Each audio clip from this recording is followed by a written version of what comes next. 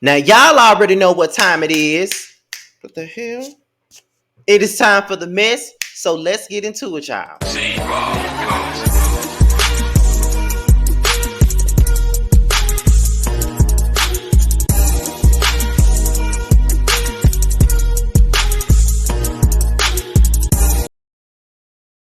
What's good, you guys? It's be your boy Scotty by Nature TV, and we're here for a brand new episode of Yes for the Mess, and we're here to talk about nothing but B2K, nothing but Omarion, J-Boog, Lil Fizz, and Raz B. That's all we here to talk about. B2K, a group that came out when I was in the 7th grade, so this is all my generation right here, all my generation, and I'm here to talk about nothing but the mess. Now, you guys already know that Thursday night, Omarion and Mario did a versus battle, and everybody knows, we all collectively agree that Omarion got his ass tapped on that versus battle. He thought he was bigger than life, thought he was gonna win this shit, but he did not. Mario showed him that he got the hits that stick. He showed that he got the voice and that he sound good with or without a studio, okay? Omarion only showed us that he was an entertainer, he know how to dance, but that nigga cannot sing live, period. But he's never been a singer at all anyway, okay?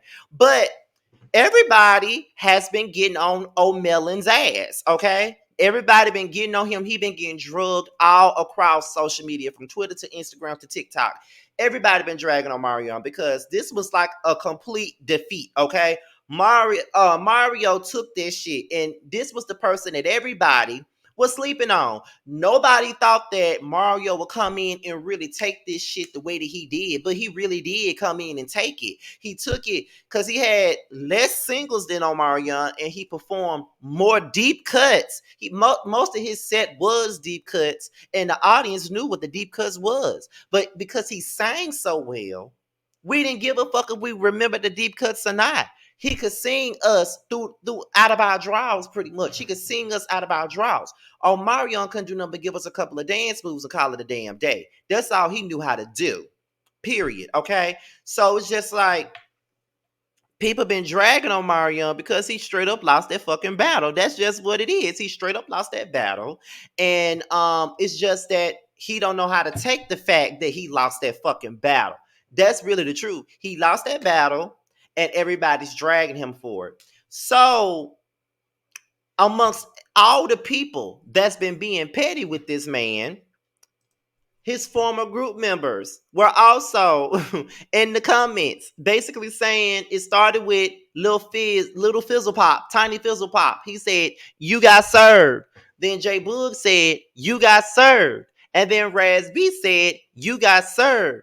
And then once they said that, this is when the girls started girling. At this point, the girls are girling. In the words of Reese G, the girls are girling. The girls are girling. The girls are girling. And they are girling their ass off right now. At this point. Hold on, you guys. Wait a minute. 1 second.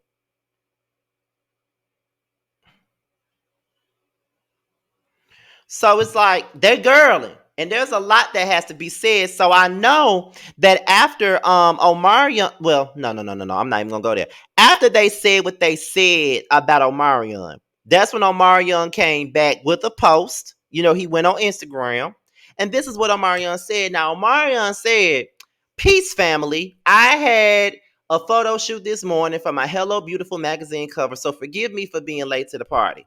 I want to take out the moment to thank everyone for tuning into Versus last night.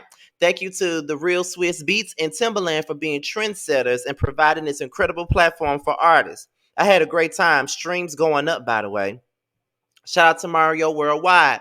R&B for the win. Looking forward to our performance on July the 29th at the MGM Grand Harbor in Washington, D.C., where you will open up for me per usual. And yes, there will be a sound check that day. And this time we won't use your front of house sound man. I love all the jokes and opinions. Y'all are hilarious. I'm enjoying the creativity. If you're lucky enough to be in this business for 22 years, you understand that at some point you will experience malfunctions. It comes with being an artist and making yourself vulnerable to the world. But to my 3 backup dancers, I'm not surprised because this is how y'all always been. even while in the group, praying for my downfall. Well, keep praying because I'm overbooked and busy. Meanwhile, y'all really got to get a job other than hating on. Oh, I heard that UPS is hiring. Hashtag hating from the outside the club and can't get in. Hashtag book coming soon. Hashtag full circle album coming soon. Hashtag the versus check cleared. Hashtag booked and busy. Hashtag O'Melon. Hashtag R&B. Hashtag unbothered. Hashtag choose joy. Now that's the type of time that Omarion was on. He referred to them as his three backup teams. Oh my God. He said his three backup dancers.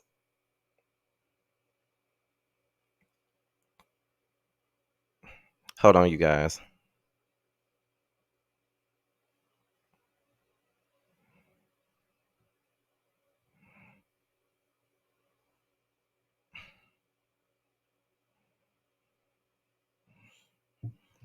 Okay, so after he said that, I was just stuck on the fact that he called them his three backup singers. Like that's what he called them, his three backup singers. That's the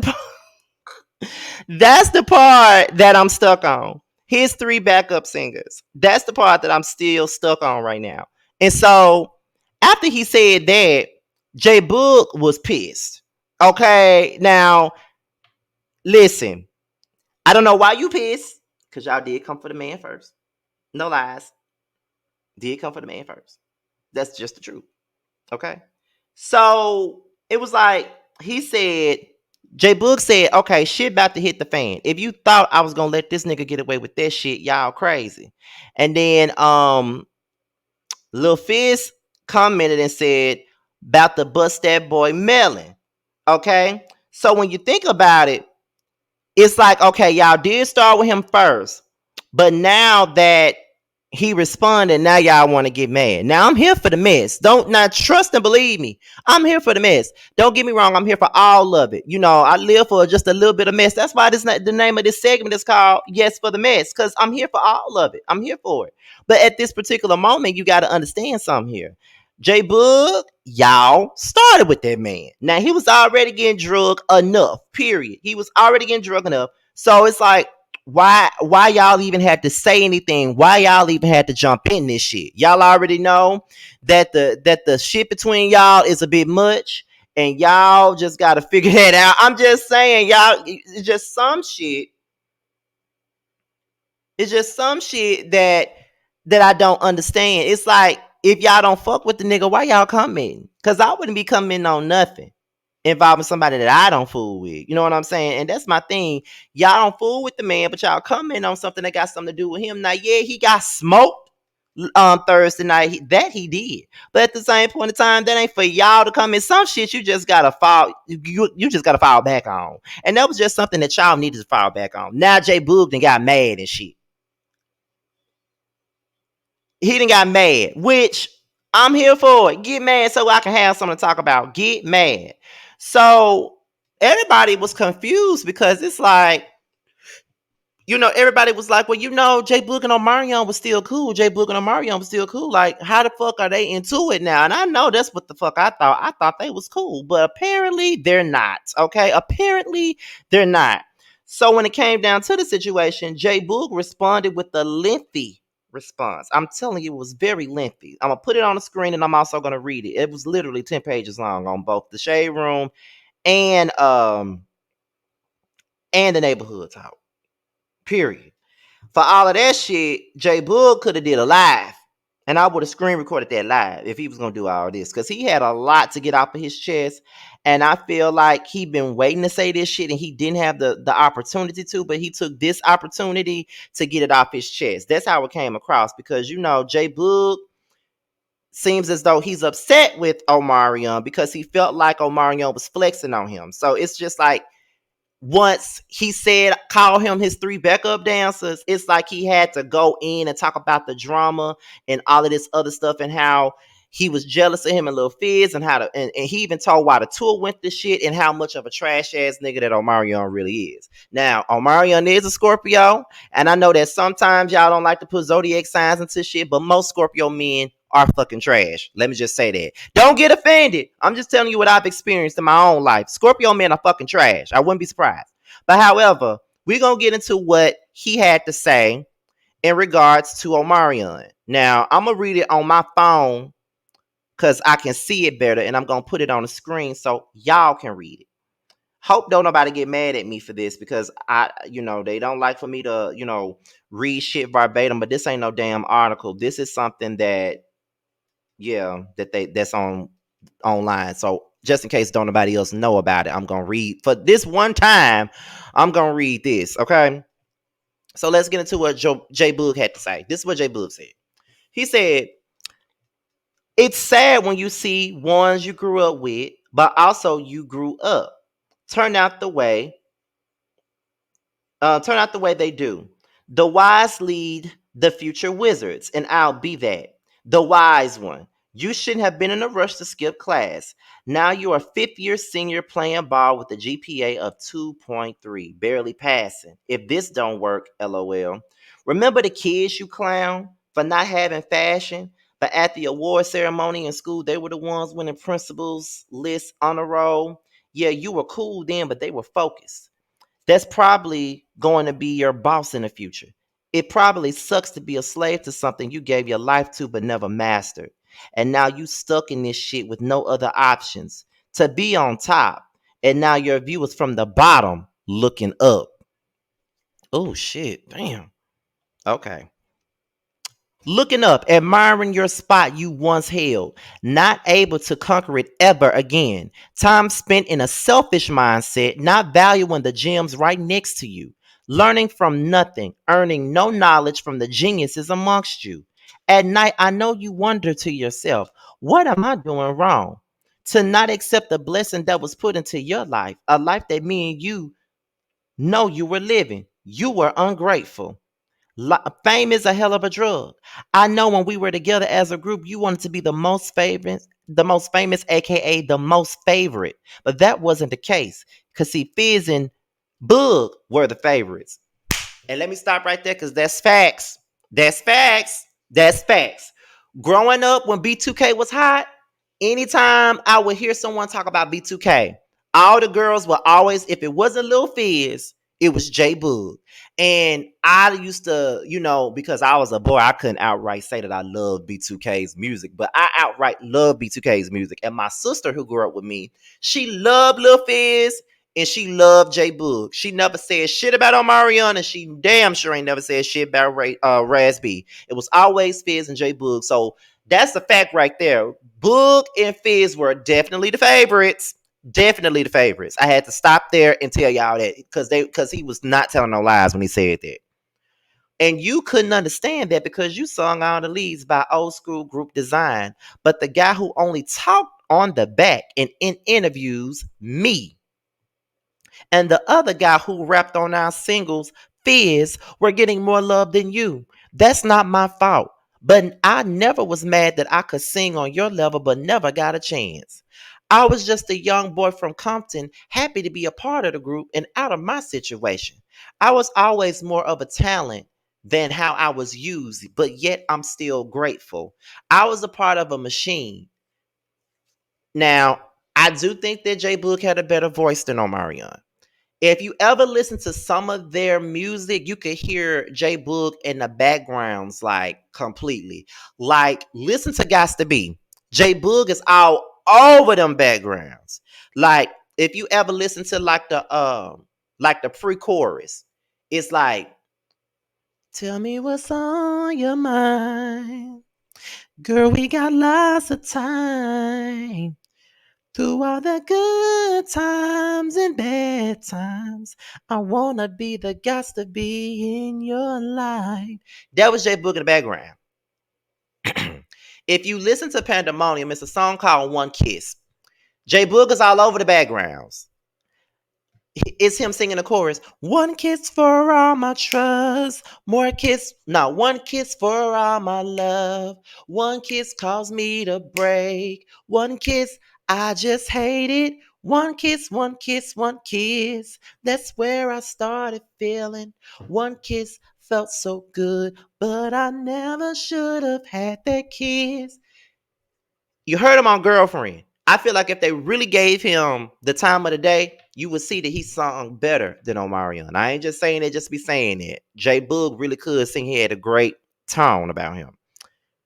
You give out the impression as if you've done me a favor. Should I take you back to when, because of your vocal, we visit every record label in the business that was turned down twice? Nigga, you were singing in the background for a minute when Max brought in another lead singer to try and make the record sound better to help him try and get us a deal.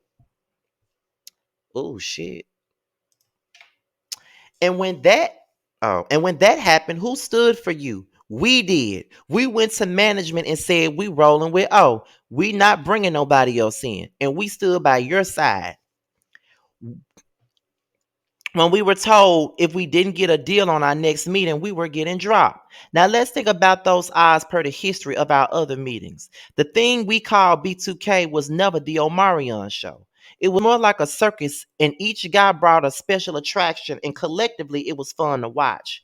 Watching you only lets me know that you were not really paying attention to what was making you Omarion, because without us around, it's clear you couldn't tap back into him. You look lost, almost like you was looking for us to feed off of. You were never a solo artist. You are a fame hog, and that got the best of you. The fact that everyone wasn't screaming on Marion drove you crazy because you were giving it all you had, laughing my ass off. Standing next to us was really hard for you. So you took your opportunity to leave and only be seen by yourself. So if anybody showed up, even if it was 5 people, they were there to see you. To be a part of a brand that is bigger than you, it's hard for you to accept. But one who tears down his own work is a poison individual. To call me a background dancer is funny. Shall we discuss the truth behind how those records were really made?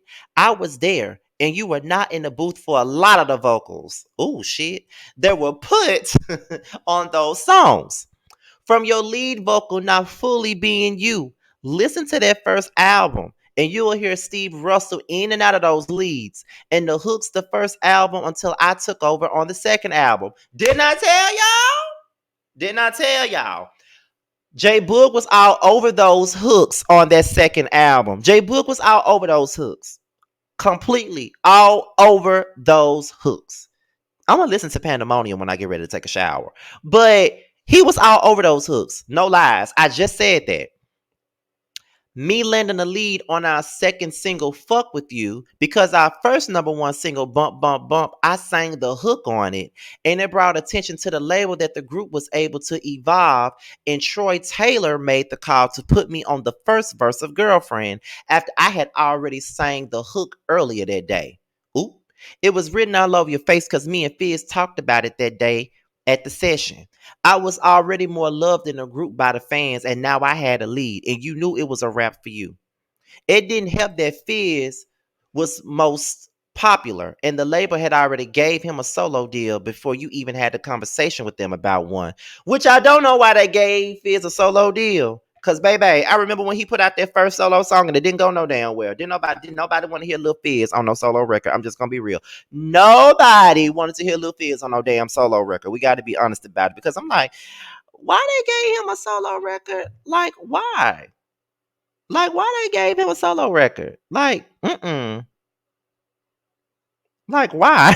I just couldn't understand it because it's like, Lil Fizz is good to look at. His raps are good enough for B2K, but I don't think I want to hear a full album of his pop raps. That's how I felt. I don't know.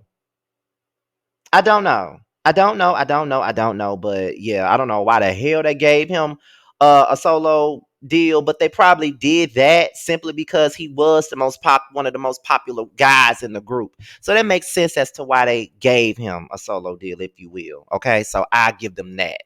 Um, Tell the truth when you try to lie to the people because the lack of their knowledge on this situation. Shall we talk about why you broke the group up originally? You were looking for a way out before anything ever happened, and because a chick you like that didn't like you got smashed, you went and did the ultimate snake shit. You took a bonding conversation amongst us boys that normally brought us closer and took the information and ratted us out. We always thought those conversations were confidential, just between us, but you knew what you were doing. We had rules. No, because I wasn't going. The money wasn't worth it. Wait a minute. Wait. We had rules. Hold up. Wait a minute. I'm trying to make sure. Let me make sure I got it right, because I can fuck some shit up. Let me make sure I got all that shit, because I'm kind of confused here. Let me make sure. Okay, I missed one. Let me put this up here because I missed one. But you knew you were doing. We had rules. No messing around on the road with a bunch of girls. We confided in you and the mistakes we made, and you went home and told on us, getting us kicked out the house and breaking the group up over a chick. You knew that the business was already shaky because of us wanting to renegotiate our deal, so you took that opportunity to throw us off the ship and take the boat. Got your mama a house and your brother a deal and turn on your boys. Same thing you did with the tour. You was broke as fuck in 2018 and major dip from taking loans from niggas. I got the recording of you begging me, literally begging me to sign my contract for the tour because I wasn't going. Okay, so that's why I was. Because I wasn't going. The money was not worth it. Come on, Boogie, just do it. Let's do it for our kids. Let's just get this money. Yeah, nigga, that was you. And as soon as the fire was back lit, you threw us off the ship and took off with the boat again. Funny thing is, every time you took off with the boat, you got jacked for it. Chris Brown took your career and Bow Wow just took your tour. Shakes my fucking head. That's what happens when you try and use people as a launch pad. It's levels to this shit, and I'm here to break it down for you. So all the shit that happened to you probably makes sense to the world now on why it happened. You throw stones and hide your hands. Nigga, I saw your whack ass show in the Millennium Tour too, kicking down our chairs. You didn't do that the night we was on stage with you in LA though. LOL, your slick comment on TMZ, your sneak post on the Shade Room. I am B2K. And the verses claiming them was all your vocals on the B2K records. You lame for all this shit, fam. Don't run for your legacy. What we did in such a short time is still a major topic. B2K will forever be your origin, and from the looks of it, the peak for your career. Omarion as a brand, I give you that, but it's not bigger than B2K, which is your brand as well. So stop the de-edification and at least let it have life left for you when you come crawling back to it. You and I know what the people want, from the world to the feedback and all the meters that you're getting turned down in right now. The industry is watching you along with the world, and we all thinking the same thing. What the fuck is he thinking? If I was a backup dancer, you were a dancer with a record deal. Neither one of us was singing fool. Welcome to the jungle, nigga. Hope you survive at night. Oop. J-Boog red. J-Boog red, okay? He read down, okay? J-Boog red. He read. He read.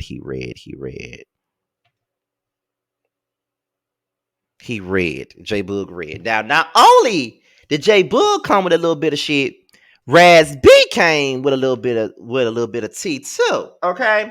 Now let me tell you what Raz B put. Now Raz B posted this. This was on the Shade Room. Basically, I can't see this shit. Let me go to his page, because I can't see this shit at all. Hold on.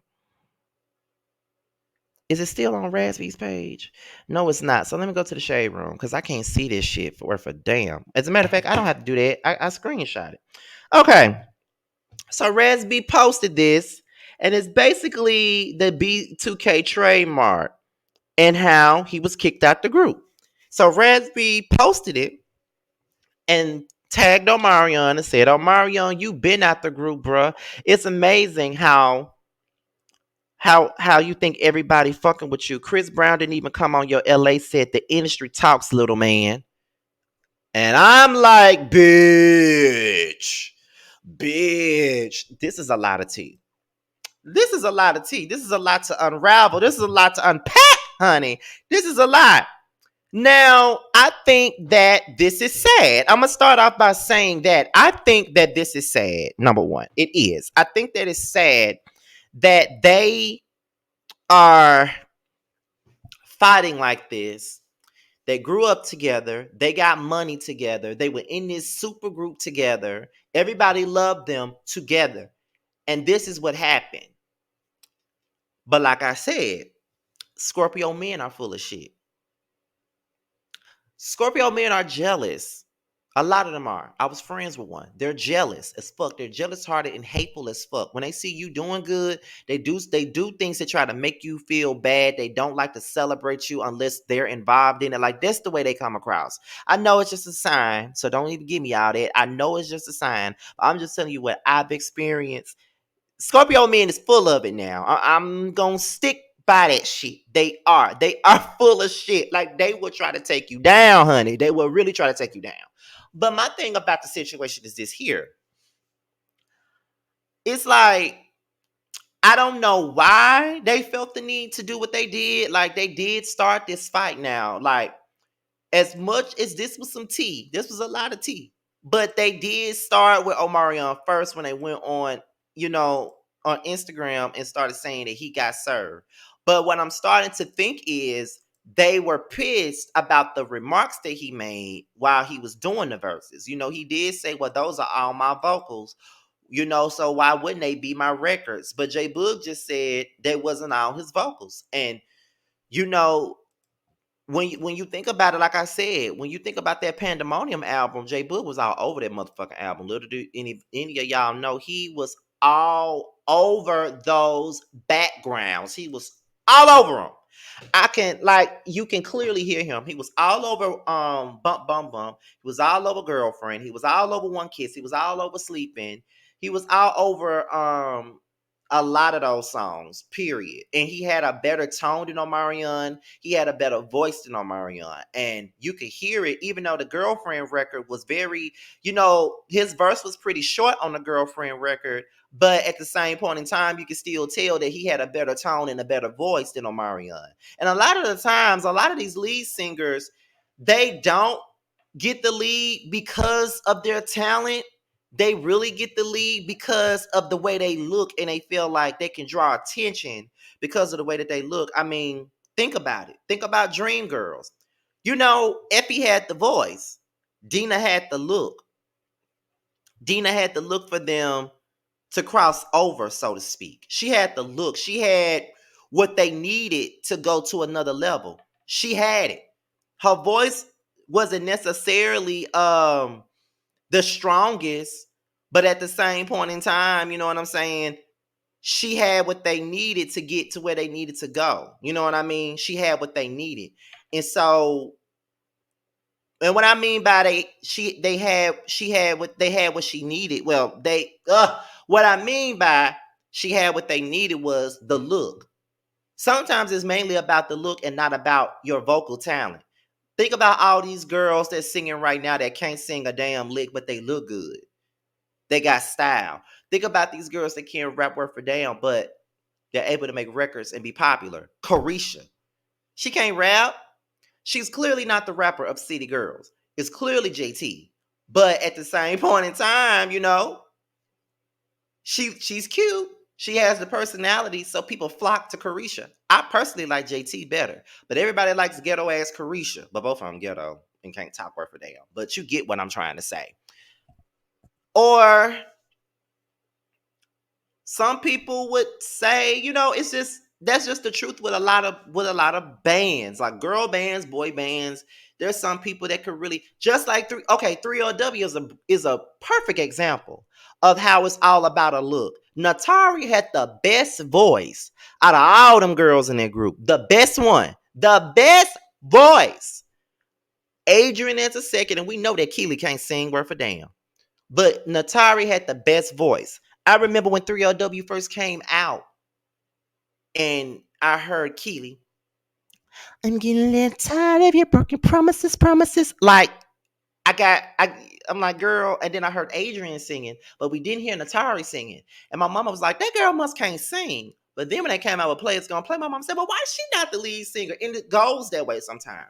They probably felt like Omarion has a certain look about him, a certain style about him. He's not the best vocalist, but put him in the forefront and that'll bring attention to the group. But in all reality, everybody's attention was on J-Boog and everybody's attention was on Fizz.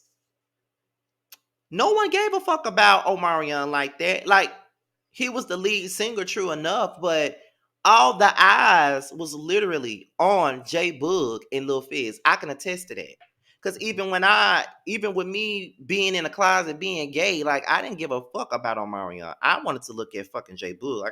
Like J-Boog was the type of man for me. Period. Okay, like straight up. Period. Okay, so I'm just like, girl, you know what I'm saying? Like, girl. Okay, so that's how I feel about it, and like I said, this is all tea, it's all drama, it's all gossip. We all love the mess and everything like that. But I hate to see childhood friendships break apart due to business. And sometimes, when it comes down to shit like that, like when you working in a group, you always trying to it's people can bring, not really knowing it, people can sometimes break folks apart. People may feel a little bit insecure about their places in the group. Now, I know that when it comes down to like whether you like it or not, panel, people got their favorites. They I don't know who is everybody's favorite in the whether you like it or not panel at all. It may not even be me, but everybody has their favorite. But I know that when Reggie came on the whether you like it or not panel, and I saw how everybody reacted to him and how much they loved him. That's my own cousin. I didn't feel no type of way about him getting some attention. I mean, they liked him. They loved him so much that they wanted him to be a permanent member of the panel. It's never going to happen because he can't commit to being a permanent person. But it's like, because everybody loved him, I'll bring him on. But not only did I do that, I gave him a show with me, The Influence. So it's like, whatever. Boys Night Out. I'm pretty sure people got their favorites. I don't know who everybody's favorite is on Boys Night Out, but everybody got a favorite. I don't really care about none of that shit. Like we all get in the spotlight here, so I really don't care. Like I don't have time to worry about that type of stuff. Long as we getting our just do, long as we getting what we need to get, I don't give a fuck about none of that shit. Period. Okay, but like I said, it's different. These boys was in the boy band, they had a lot of attention, a lot of girls was involved, and then I never knew. It's crazy because they broke up because Omarion was mad about some bitch. I'm sorry, some girl, and I think that that's messed up. You breaking up the group over that? Not only did you break up the group, because not only did you go and snitch and tell on them, but not and all of that. You got them kicked out the group. You got a solo deal. And you got your brother a deal. Boy, boy, boy. And what happened to your brother? Okay, Orion came out with one song, which I love. I got it on my phone, as a matter of fact. Did he ever come out with an album? Cause if he did, I never heard about it coming out. I ain't never seen no promo for it. Like, whatever happened to the album, child? Whatever happened did he have an album? I don't think he did. Oh, he did have an album. Okay, but I never heard it. I just heard that one song that they used to have on 106 and Park all the time. Let me go look for the song so I can let y'all know that I got the song on my phone. There's the song right there. See it? Take It Slow. Take It Slow. That's the name of it. Take It Slow. I got the song on my phone. Hot song. But where did he go? He came out with that one song and went on about his business. Like, we ain't heard from him ever since. So it's like, girl, so you did all of that for nothing. Like, you went and snitched on these boys, and you did all that crazy shit for no damn reason. I think it's fucked up. I think it's foul. I think it's just some bullshit. But we've given Omarion this unbothered title mainly because of all the things that happened with April and Lil Fizz and how he didn't have anything to say about it. Like, he let them do them. He really didn't trip about it. But he's bothered.